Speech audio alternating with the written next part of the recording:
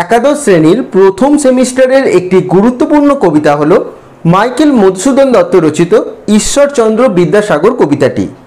এই কবিতাটির প্রতিটি লাইন ধরে ধরে বিস্তারিত আলোচনা, কবিতার মূল উৎস, বিষয়বস্তু সম্পূর্ণটা আমি আলোচনা করব এই ভিডিওর মাধ্যমে। আজকের ভিডিওর মাধ্যমে আমি এই কবিতাটি অত্যন্ত সহজ সরলভাবে তোমাদের সামনে বুঝিয়ে দেব, যাতে এই কবিতা থেকে তোমাদের পরীক্ষায় যে এমসিকিউ প্রশ্নই আসুক প্রথম সেমিস্টারে, কারণ তোমরা জানো যে প্রথম সেমিস্টার শুধুমাত্র এমসিকিউ প্রশ্ন অর্থাৎ শর্ট প্রশ্নেরই হবে। তো যে প্রশ্নই আসুক তোমরা তার উত্তর লিখতে পারো। তো আলোচনাটি তোমরা প্রথম থেকে শেষ পর্যন্ত মনোযোগ সহকারে শুনে নাও। এই কবিতার মাধ্যমে কবি কি বোঝাতে চেয়েছেন বা এই কবিতার মূল অর্থ কি, সম্পূর্ণটা আমি বুঝিয়ে দিচ্ছি। প্রথমেই এই কবিতাটি কোথা থেকে নেওয়া হয়েছে অর্থাৎ এই কবিতার মূল উৎস কি সেটি তোমরা জেনে নাও। কবিতাটি মাইকেল মধুসূদন দত্ত রচিত চতুর্দশপদী কবিতাবলীর ৮৬ সংখ্যক কবিতা। তো এই কবিতার মূল উৎস হলো মাইকেল মধুসূদন দত্ত রচিত চতুর্দশপদী কবিতাবলী। এই চতুর্দশপদী কবিতার অর্থ হলো ১৪টি করে অক্ষর। এই কবিতার প্রতিটি লাইন যদি তোমরা ভালো করে দেখো, দেখবে প্রতিটি লাইনে ১৪টি করে অক্ষর রয়েছে।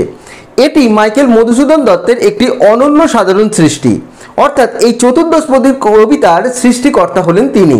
তো এই কবিতার বিষয় সংক্ষেপটি যদি বোঝার চেষ্টা করি তাহলে দেখতে পাবো যে মাইকেল মধুসূদন দত্তের জীবনে ঈশ্বরচন্দ্র বিদ্যাসাগরের যে কতটা ভূমিকা রয়েছে, তিনি তার জন্য যে কতটা বিদ্যাসাগরের কাছে কৃতজ্ঞ, তাই এই কবিতার মাধ্যমে বুঝিয়ে তুলেছেন।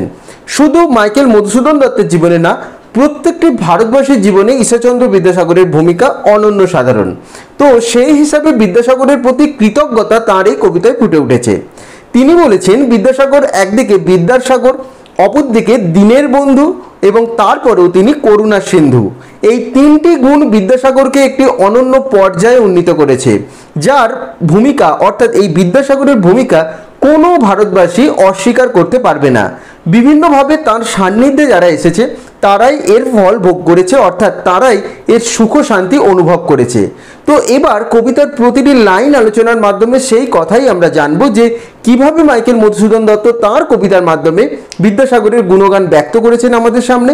তো তোমরা তোমাদের বাংলা টেক্সট বুক ওপেন করে নাও ঈশ্বরচন্দ্র বিদ্যাসাগর কবিতাটি, এবং আমি যেভাবে আলোচনা করছি তোমরা এই আলোচনাটি লাইন অনুযায়ী ভালো করে শুনে নাও, এবং তাহলে দেখবে কবিতাটি তোমাদের কাছে জলের মতো পরিষ্কার হয়ে গেছে। এবং যে শর্ট প্রশ্নই পরীক্ষায় তোমাদের আসুক, এরপর তোমরা সেই প্রশ্নের উত্তরই লিখতে পারবে।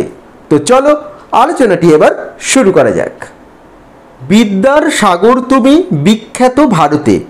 আমাদের এই বিখ্যাত ভারতে তুমি হলে বিদ্যার সাগর, অর্থাৎ তোমার জ্ঞানের কোনো সীমানা হয় না। এখানে তুমি বলতে অর্থাৎ বিদ্যাসাগর বলতে ঈশ্বরচন্দ্র বিদ্যাসাগরের কথাই বোঝানো হয়েছে, সেটি তোমরা বুঝতে পারছো।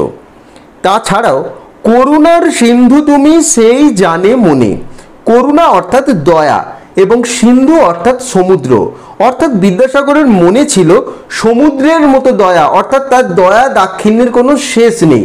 প্রতিটি মানুষের প্রতি, প্রতিটি অসহায় মানুষের প্রতি তিনি দয়া পরাবণ, সেটা প্রত্যেকেই জানে। দিন যে দিনের বন্ধু উজ্জ্বল জগতে। এই দয় দীর্ঘই দন্ত ন দিন, দিন শব্দের অর্থ হলো দরিদ্র, অর্থাৎ ঈশ্বরচন্দ্র বিদ্যাসাগর ছিলেন দরিদ্রের বন্ধু। যে দরিদ্র সেই জানে যে দরিদ্রের বন্ধু ঈশ্বরচন্দ্র বিদ্যাসাগর।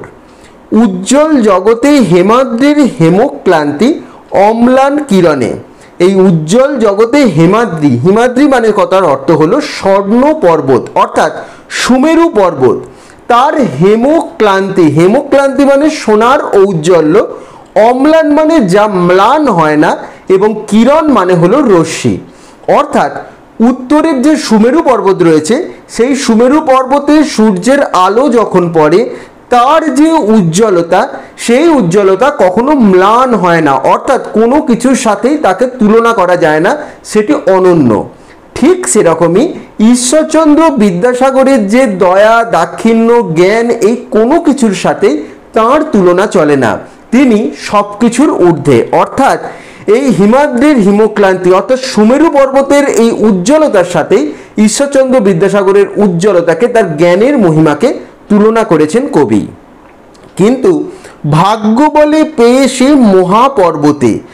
যার ভাগ্য আছে, যে তার সান্নিধ্য উপলব্ধি করতে পেরেছে, সেই কিন্তু সেটি উপলব্ধি করতে পেরেছে যে ঈশ্বরচন্দ্র বিদ্যাসাগরের মহত্বতাকে।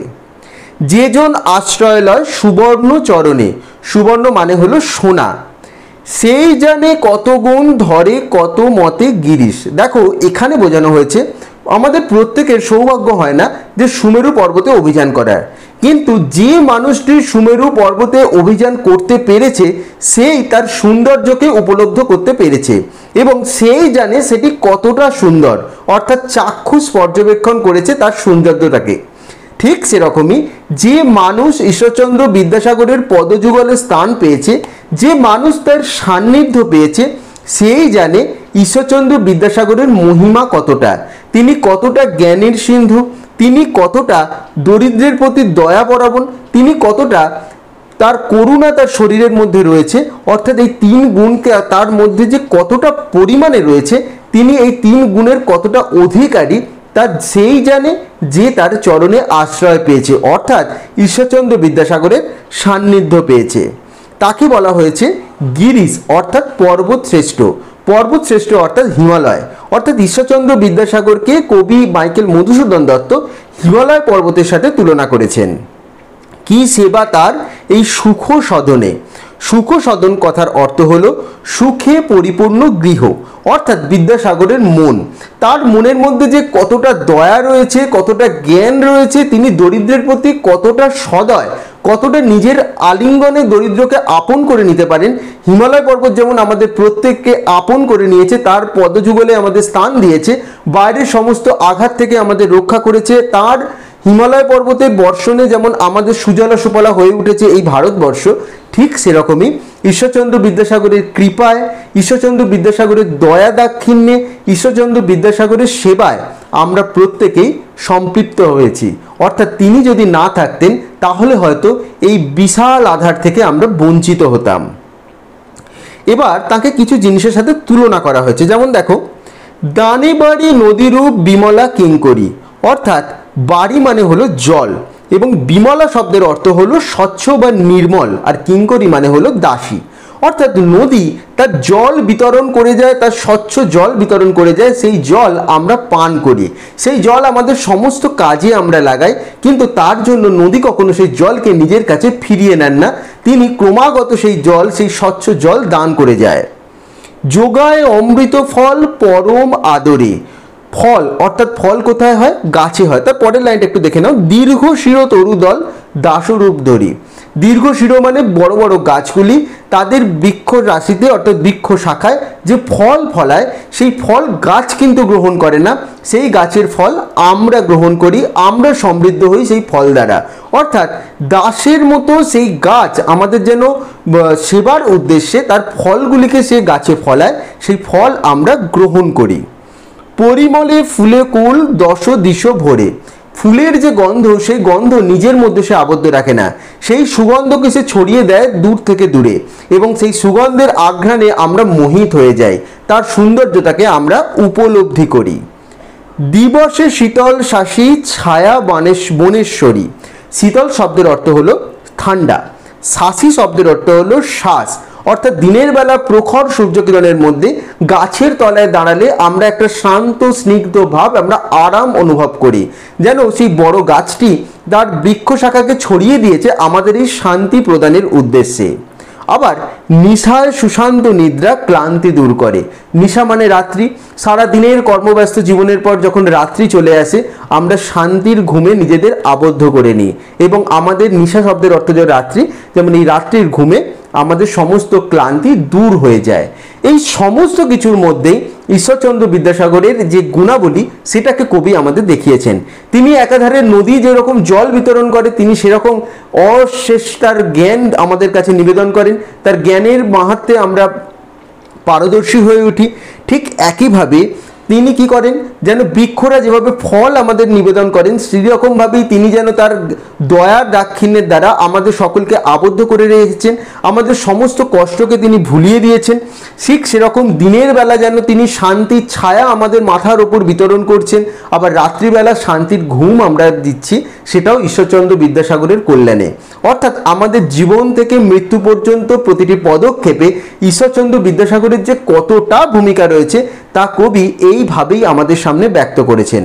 তাকে একদিকে কবি বলেছেন বিদ্যার সাগর, অপরদিকে তাকে বলেছেন দয়ার সাগর, আবার তিনি হলেন করুণার সিন্ধু।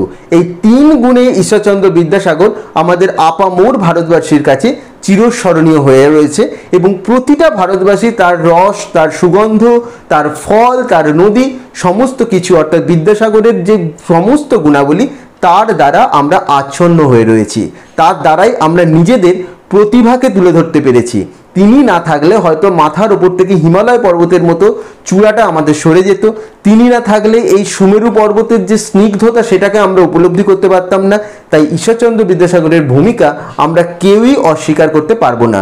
কবি তো একদমই পারেননি, তাই তার কবিতার প্রতিটি ছত্রে ছত্রে ঈশ্বরচন্দ্র বিদ্যাসাগরের যে প্রতি তার যে শ্রদ্ধা, ঈশ্বরচন্দ্র বিদ্যাসাগরের প্রতি তার যে ভালোবাসা এবং তার প্রতি তার যে নিবেদন সেটি ফুটে উঠেছে এই কবিতার মাধ্যমে।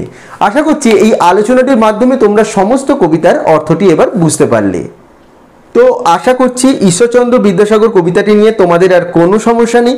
এই কবিতাটা অত্যন্ত সহজ সরলভাবে আমি তোমাদের বুঝিয়ে দেওয়ার চেষ্টা করলাম।